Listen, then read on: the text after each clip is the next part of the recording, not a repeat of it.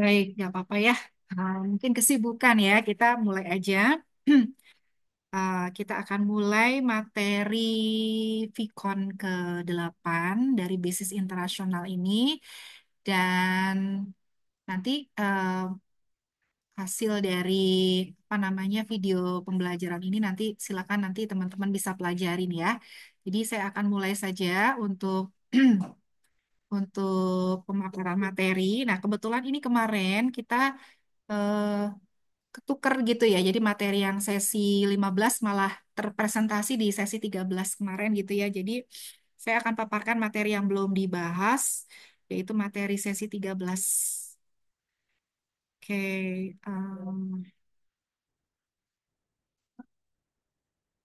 ini udah tampak kan ya?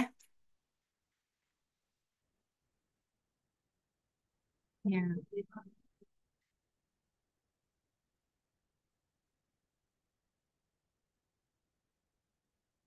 Nah ini, nah kita materinya kali ini akan memaparkan materi sesi 13 ya.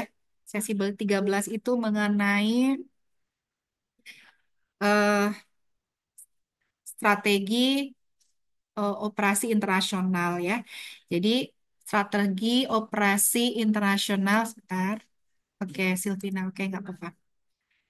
Ya, oke Amada, thank you sudah hadir. Silvina, thank you. Saya lanjutkan lagi ya. Jadi kita materinya kebetulan ketuker kemarin ya. Jadi materi sesi 15 itu malah sudah dipaparkan ya di materi di Vicon kemarin. Nah, sekarang kita paparkan materi yang belum belum dibahas yaitu sesi 13 mengenai strategi operasi internasional. Nah, operasi strategi internasional ini nanti akan mencakup elemen-elemen penting yang mendukung perusahaan dalam ekspansi global dan pengelolaan tantangan internasional.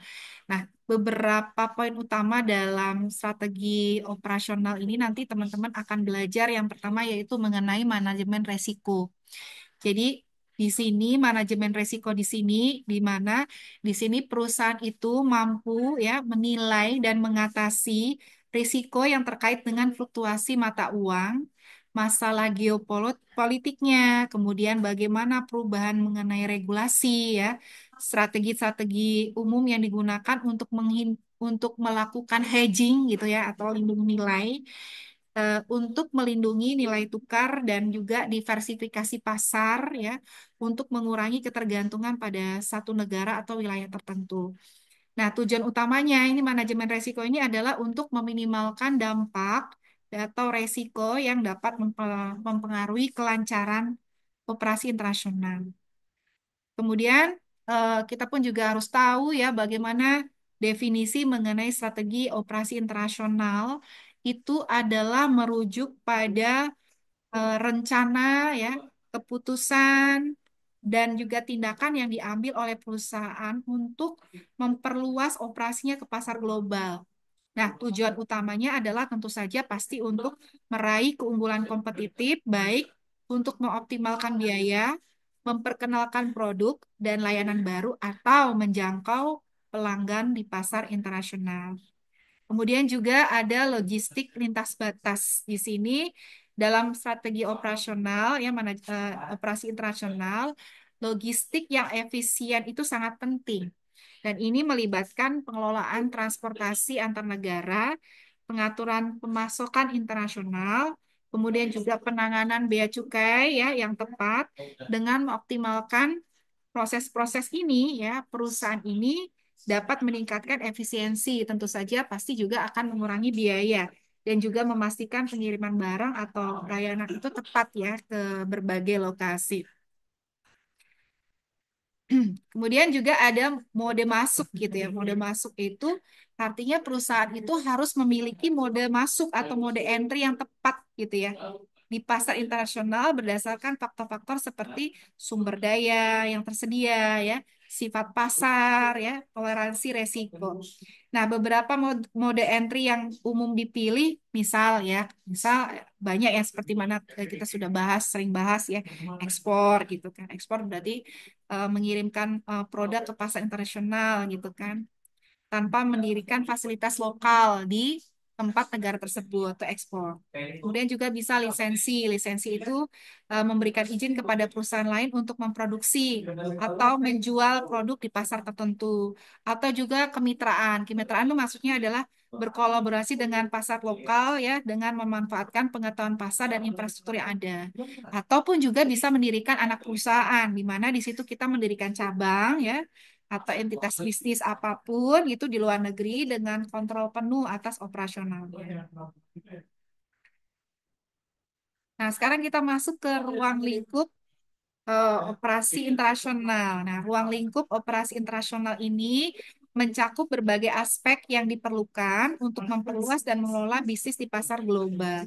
Beberapa elemen-elemen kunci dalam ruang lingkup operasi internasional yang pertama adalah penelitian dan penganalisisan pasar, di mana di sini menganalisis pasar global ya itu memahami permintaan gitu ya, preferensi konsumen, persaingan, serta faktor-faktor ekonomi dan politik yang mempengaruhi operasional. Dan persaingan penelitian penelitian dan penganalisisan pasar ini bisa membantu perusahaan dalam menentukan apakah suatu potensial dari suatu pasar itu potensial gitu ya untuk diekspansi ataupun juga strateginya yang tepat gitu. Kemudian yang kedua adalah yang tadi yang kita sebutkan ya ruang lingkupnya adalah pemilihan mode entry atau mode masuknya. Nah, di sini harus disesuaikan ya dengan kondisi pasar internasional itu apakah kita mau melakukan ekspor ya atau kita melakukan lisensi gitu kan atau kemitraan ataupun anak perusahaan. Nah, keputusan mode masuk ini atau mode entry ini bergantung dari berbagai faktor, misalnya sumber daya yang dimiliki perusahaan, gitu kan, tingkat resiko yang siap dihadapi dan juga karakteristik pasar yang ingin dituju. Kemudian selanjutnya ada yang disebut dengan manajemen logistik dan juga distribusi, di mana di sini harus dipikirkan bagaimana mengelola arus distribusi produk atau layanan pasar internasional, termasuk juga pengaturan transportasi, pengelolaan pemasok, gitu ya, pengaturan proses distribusi yang efisien, yang melibatkan tentu saja jalur logistik lintas batas, gitu kan. Kemudian juga mengatasi bagaimana masalah-masalah yang terjadi di bea cukai, gitu kan, serta memaksimalkan efisiensi dan juga mengurangi biaya. Kemudian selanjutnya juga dilakukan penilaian dan pengurangan resiko nih ya. Di mana di sini kita menilai berbagai risiko yang mungkin muncul dalam operasi internasional seperti fluktuasi mata uang, ketidakstabilan politik, perubahan regulasi dan juga resiko pasar. Dan strategi pengurangan risiko ini termasuk dalam penggunaan instrumen dari hedging gitu ya. Kemudian diversifikasi dari pasar serta strategi dari mitigasi yang membantu perusahaan itu untuk mengurangi dampak negatif dari resiko tersebut. Kemudian juga ruang lingkup yang selanjutnya adalah rantai pasok gitu ya, manajemen rantai pasok. Jadi di mana kita akan mengelola aliran barang dan informasi dari pemasok ke konsumen akhir secara global. Nah, rantai pasokan internasional ini perlu dioptimalkan. Kenapa? Agar perusahaan dapat memenuhi permintaan pasar internasional dengan tepat dan juga eh, efisien ya. Nah, ini melibatkan pemilihan pemasok dan juga mitra yang sesuai serta penggunaan teknologi ya yang bisa memonitor dan juga mengelola rantai pasok.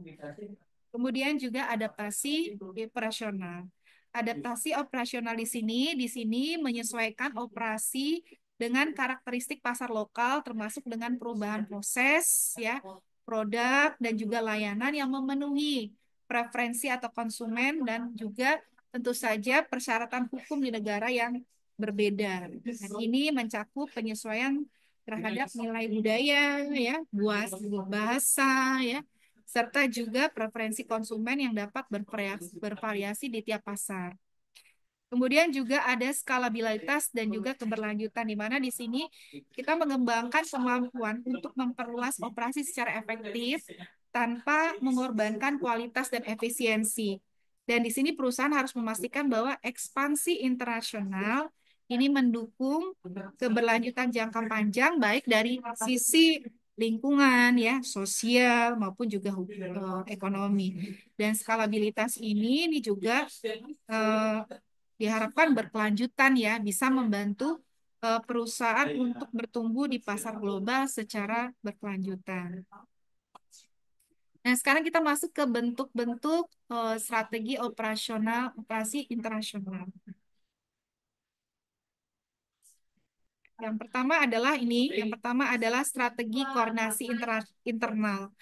Jadi strategi koordinasi internal ini mengutamakan pengelolaan dan koordinasi yang erat antar unit dan cabang perusahaan yang tersebar di berbagai negara. Tujuannya apa? Tujuannya adalah untuk memastikan ya bahwa operasi di setiap dunia ini terhubung ya dan bekerja dengan tujuan bersama. Nah, ini biasanya melibatkan berbagai informasi ya, sumber daya dan juga praktek-praktek terbaik ya antar cabang. Kemudian yang kedua adalah strategi standarisasi. Nah, dalam strategi standarisasi ini ya, perusahaan ini menerapkan standar yang sama untuk produk ya, proses atau layanan di semua pasar internasional.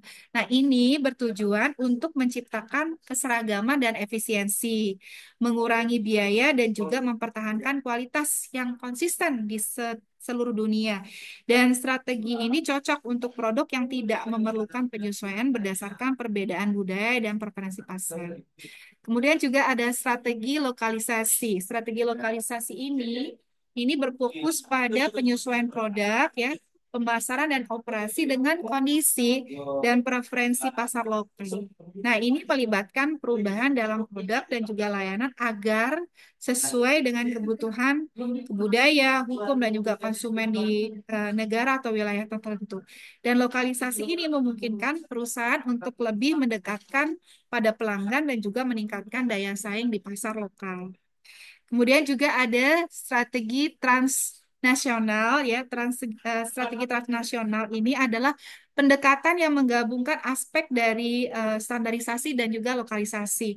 Nah, dalam strategi ini perusahaan itu berusaha untuk mencapai efisiensi global ya, sembari tetap memberikan fleksibilitas yang menyesuaikan dengan produk dan layanan dengan pasar lokal. Nah, ini seringkali ini ya melibatkan struktur organisasi yang sangat terintegrasi dengan pengelolaan global ya yang tetap responsif terhadap kebutuhan global, kebutuhan lokal. Kemudian juga ada strategi global ya. Strategi global ini berfokus pada penciptaan produk dan layanan yang tepat yang diterima secara luas di berbagai pasar internasional. Ini bertujuan untuk mendapatkan keuntungan dari skala ekonomi dan juga menghasilkan keuntungan yang besar dengan pendekatan yang konsisten di semua pasar. Nah, strategi ini lebih mengutamakan keseragaman produk dan juga operasi di seluruh dunia eh, tanpa penyesuaian lokal. Kemudian juga ada strategi multi domestik. Jadi strategi ini mengkombinasikan elemen-elemen domestik dan juga elemen-elemen internasional gitu ya. Jadi juga fokus terhadap adaptasi produk dan juga strategi pemasaran sesuai dengan kebutuhan domestik setiap negara. Dan perusahaan ini ya, perusahaan-perusahaan yang menerapkan strategi ini memanfaatkan kekuatan pasar lokal dan juga mencoba untuk menyeimbangkan pengelolaan antara pasar domestik dan juga pasar internasional. Baik, sekarang kita masuk ke sumber keuntungan strategi operasi internasional ya. Di mana di sini sumber keunggulan strategi operasi internasional ini mencakup berbagai faktor yang mendukung perusahaan untuk mencapai efisiensi dan keberhasilan dengan ekspansi global. Nah, berikut adalah beberapa sumber utama ya keunggulan dalam strategi operasi internasional.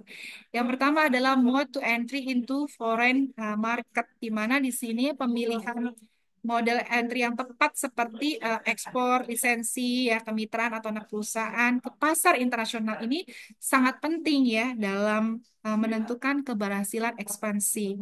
Dan kita memilih mode yang sesuai ini memungkinkan perusahaan ini bisa memasuki pasar baru dengan tingkat resiko yang bisa dikendalikan gitu ya, sehingga bisa memaksimalkan sumber daya yang tersedia. Misal, membuka anak perusahaan di pasar utama ya dengan memberikan kontrol penuh. Sedangkan melalui kemitraan atau lisensi memungkinkan perusahaan untuk memanfaatkan pengetahuan lokal dengan biaya yang lebih rendah. Kemudian yang kedua adalah efisien logistik and distribution management, di mana di sini manajemen logistik dan distribusi yang efisien itu bisa memastikan produk dan layanan itu dapat sampai ke pasar internasional dengan biaya yang rendah dan waktu yang cepat. Mengoptimalkan jaringan distribusi global dan memilih mitra logistik yang tepat dan mengelola proses pengiriman lintas batas dengan cermat dan juga meningkatkan efisiensi operasional dan juga mengurangi biaya. Di mana di sini keunggulan dalam logistik ini memungkinkan perusahaan untuk mempertahankan harga yang kompetitif di pasar global. Yang ketiga adalah risk mitigation strategy. Risk mitigation strategy ini adalah kunci ya untuk menghadapi ketidakpastian pasar internasional seperti fluktuasi nilai uang, nilai mata uang gitu ya, ketidakstabilan politik gitu kan. Ataupun juga perubahan regulasi di mana di sini perusahaan dapat mengurangi resiko melalui hedging gitu kan, diversifikasi pasar dan juga mengembangkan strategi untuk menghadapi tantangan tertentu. Kemudian ada juga strategi supply chain management, di mana di sini manajemen rantai pasokan yang kuat ya gitu. Supply chain itu kan rantai pasok gitu ya. Ini bisa mengintegrasi merupakan jadi rantai manajemen supply chain ya yang kuat ini merupakan keunggulan kompetitif gitu ya yang sangat signifikan, di mana untuk memastikan pasokan yang lancar dan efisien, serta memiliki kemampuan untuk beradaptasi dengan perubahan kebutuhan dan permintaan pasar. Di sini perusahaan itu dapat menghindari gangguan yang dapat mempengaruhi pengiriman produksi tepat waktu. Mana di sini teknologi dalam supply chain itu juga dibutuhkan untuk meningkatkan visibilitas dan juga kontrol atas aliran barang dan juga pasokan kepada konsumen. Kemudian ya, yang terakhir, yang kelima adalah localized cultural adaptation and strategy, di mana di sini ini merupakan faktor penting ya untuk mengembangkan produk layanan dan juga strategi pemasaran yang sesuai ya dengan preferensi dan kebutuhan pasar lokal, di mana di sini kita juga menyesuaikan penawaran dengan budaya dan kebiasaan lokal ya. Kemudian juga kita hal ini pun juga tujuannya untuk meningkatkan penerimaan konsumen dan juga memperkuat posisi perusahaan di pasar internasional seperti itu. Baik, ini udah selesai ya untuk materi di sesi berapa nih? 13 ya.